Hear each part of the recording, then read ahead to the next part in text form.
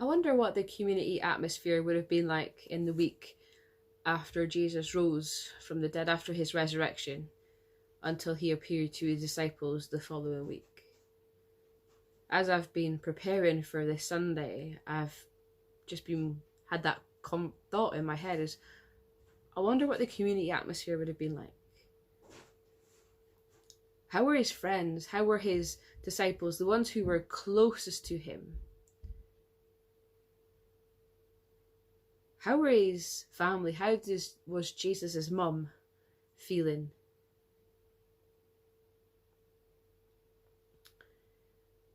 We can try and understand how these people would have been feeling. We live in a day where we know when we get to Good Friday what happens on Easter Sunday. And we've lived it for a good many years, and we've experienced Holy Week and Easter, and we know what is to come. And I guess in some sort of way we're prepared for Easter Sunday. But these people wouldn't have been prepared for Easter Sunday, that first Easter Sunday. So how would they have been feeling? I guess we can try and put our human feelings to it and perhaps link it to something else that we felt recently. But we weren't there. I guess we can expect that there was great joy in the air. Part of my thoughts this week has been more towards those who perhaps didn't like Jesus, the ones who plotted to kill him.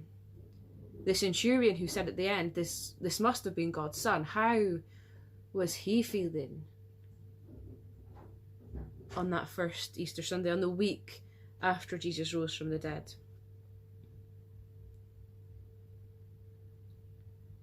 You know, there's been so much good going on within our communities, within our country of the United Kingdom, since the coronavirus came out and just erupted in our country.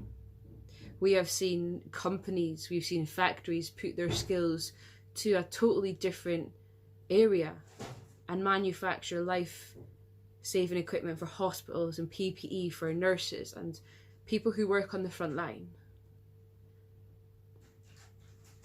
What we see through our communities, through the news, are lots of stories of hope. Our Thursday evenings, 8 o'clock, have turned into a time where we stand on our doorsteps together with neighbours and communities and streets, and we clap for those on the front line. What this virus has done has brought us all together. And one I'm sure we wouldn't have missed this week has been Tom Moore's walk around his garden, which has raised more than £23 million. I mean, this is just an amazing achievement. I found a lot this week that neighbours have been talking to each other a lot more. And yes, it's from the safety of our doorsteps or our garden, as everybody else does gardening or takes their bins out or back in. But there's connection still. Yes, we're isolated, but we can still be connected with one another.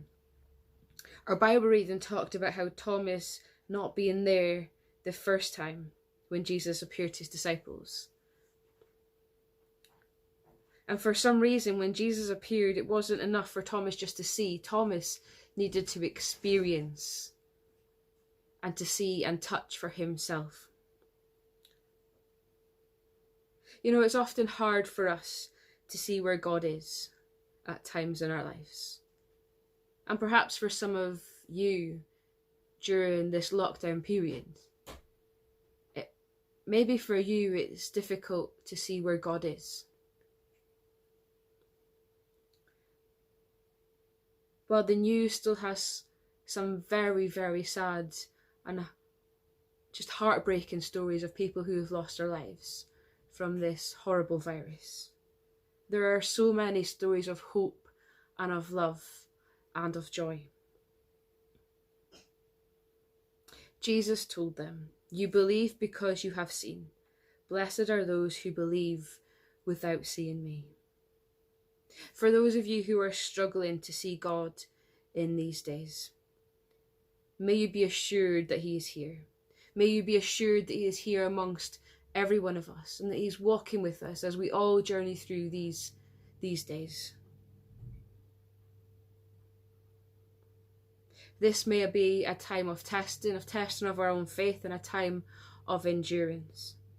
But we have a King who conquered death himself. So don't doubt that he is here with us now.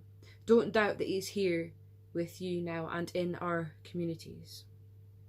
I want to share with you some familiar words from a familiar song, hopefully to many of us. And the words simply say, "Because he lives, I can face tomorrow. Because he lives, all fear is gone.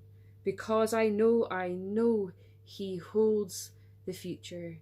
My life is worth the living just because he lives." Thank you.